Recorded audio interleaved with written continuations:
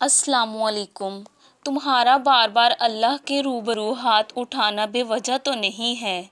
اللہ چاہتا ہے کہ تم مانگو، مناؤ اللہ کو، جبھی تو تمہیں بار بار دعا مانگنے کی توفیق دے رہا ہے۔ دل میں کہیں نہ کہیں یہ خیال باقی ہے کہ دعا قبول ہو جائے گی تو تم کیوں تھوڑا سا اور انتظار نہیں کر سکتے؟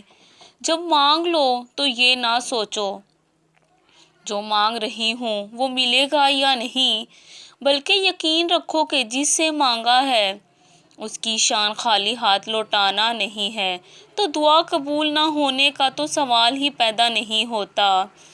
لوگ جو بھی کہیں، تمہیں دعا مانگ کے خود رب پہ پختہ یقین رکھنا ہے، کیونکہ مانگا تم نے ہے تو تمہارا خود کا یقین اپنے رب پہ ہونا ضروری ہے۔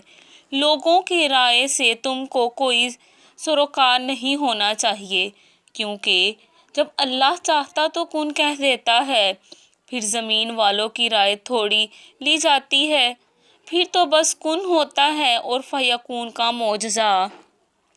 صبر ایک بے حد طویل مرحلہ ہے، اتنا طویل کہ ایسا لگتا ہے کبھی ختم ہی نہیں ہوگا، ایسا لگتا ہے جیسے صبر کا کوئی اختتام ہی نہیں، بس کرتے جاؤ، لمبا ہوتا رہے گا لیکن ختم نہیں ہوگا۔